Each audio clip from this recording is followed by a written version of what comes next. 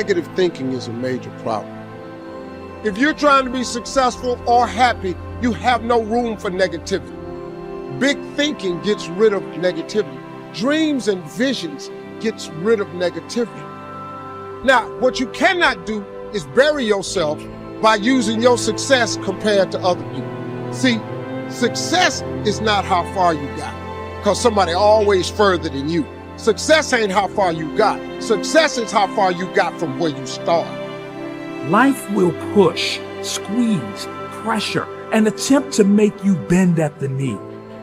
Some become a victim to life. Things happen, pain, heartache, loss.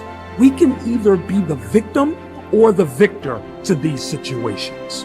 So until your mind is open to the possibilities that I can do this, you would never be able to do it.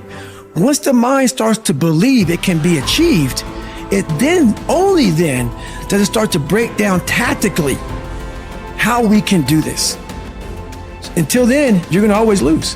For me to understand, for me to be better, for me to be stronger, I must learn to suffer a little bit. I must learn to struggle a little bit. I cannot reap the rewards of success without understanding about struggles. If you want to go somewhere that only you would go, if you want to create something new and really live a life that was meant for you, because it's literally crafted by you, you have to take the first steps on faith.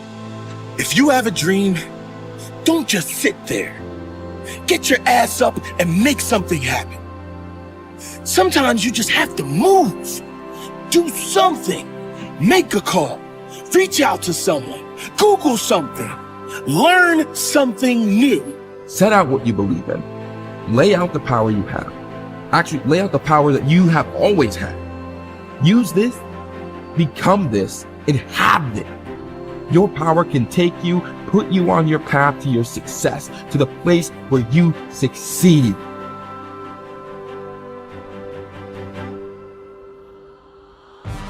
You have, and you always will have this potential to improve, this potential to adapt, and this potential to change. This is what you've been working for. Go on and receive that.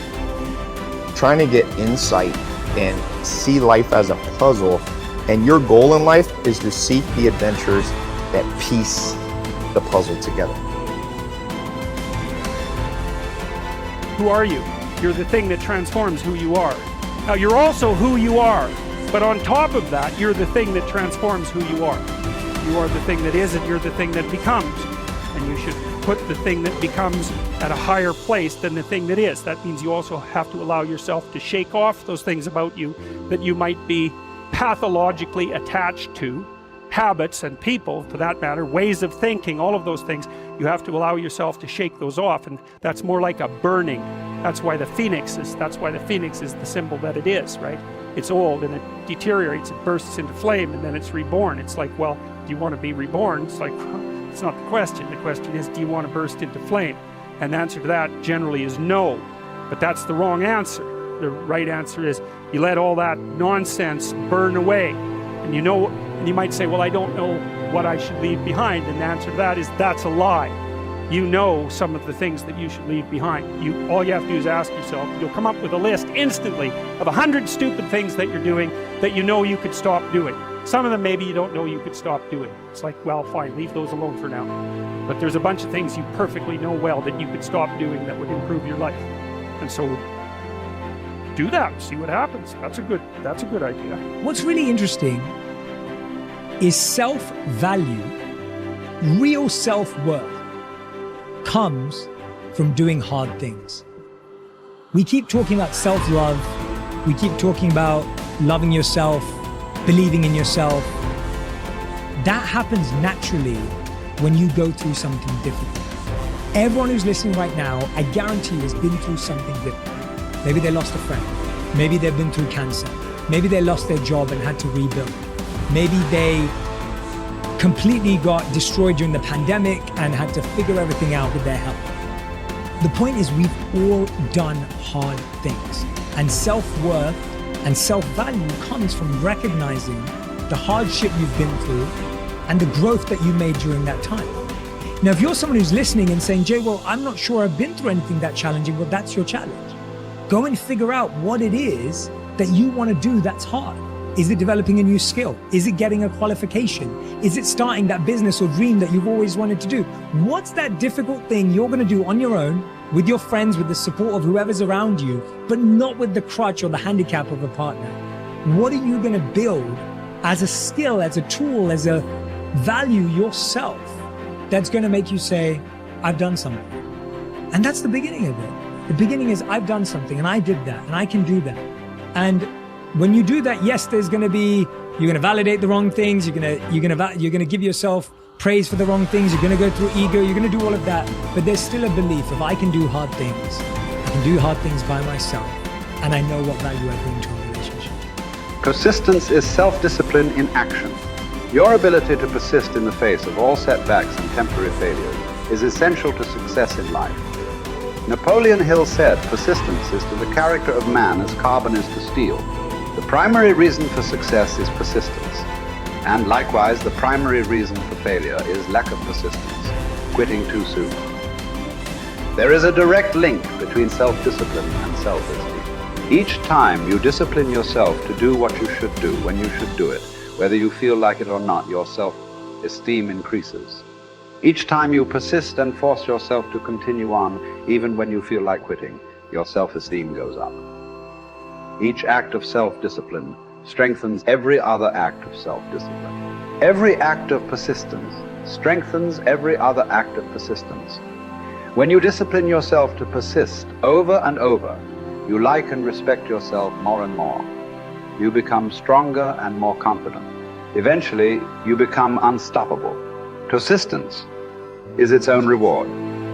Every time you force yourself to persist on a task, whether it is large or small, you feel happier and better about yourself. When you go the extra mile and do more than you are paid for, or more than is expected, your self-esteem goes up. You feel more powerful and in greater control of your life. In your career, when you go the extra mile, you put yourself on the side of the angel. The primary difference between winners and losers in life is simple. Winners never quit and quitters never win. You can increase your ability to persist by talking to yourself positively. Say these words, I am unstoppable. Before you begin any major undertaking, pre-program yourself by telling yourself, I never give up. Before you can achieve anything worthwhile in life, you have to pass the persistence test. This is usually a snap quiz sprung on you unexpectedly with no warning. You suddenly face a major setback, problem, temporary failure, or even a complete disaster. When this happens, remind yourself that this is the testing time. This is when you demonstrate what you are really made of. This is when you show yourself and others the strength of your character and your true determination to succeed, your ability to respond effectively to setbacks. Your level of response, ability, is the measure of your readiness to succeed. When you experience a major setback or problem, you will feel temporarily stunned. This feeling is very much like a punch in the emotional solar plexus. You will be stopped for a few seconds or a few minutes. During this period, you will often feel discouraged or experience self-pity. You will say, why me? However, it is not how far you fall that counts, but rather how high you bounce. Your aim is to bounce back as quickly as possible. Resilience in the face of unexpected reversals is vital to long-term success. Remember the warrior's creed. I will lay me down to bleed a while and then rise and fight again. Don't be surprised, shocked, or set back when things go wrong. Your best laid plans will often fall apart. Instead, expect disappointments and setbacks as a part of life. Take a deep breath, pick up the pieces, and continue onward. Our minds, our thinking controls our destinies here on Earth to a degree totally unsuspected by the great majority of people. When you think about it a moment, it becomes so obvious, so clear and simple. Well then, if we become what we think about, and if we can control our minds, we can pretty well tell our own future. And that's the point I want to make. That's what I meant when I said earlier that each one of us is the architect of the structure fashioned by our years. This means that if we're confused about what we wish to become or accomplish, our lives, our environment will mirror that confusion. It also means that if we know what it is we seek, that it must be accomplished. Barring an act of God or a catastrophe over which we have no control, we as individuals can call our own shots for the rest of our lives. We can know what it means to go through life from one success to another, to play life according to the rules and reap the rewards. We can know what it means to have peace of mind and live calm, cheerful, successful lives. You are at this moment the sum total of your thoughts to this point, for there is nothing else you can be. And 5 years from now, you can be and have anything you set your entire mind and heart upon.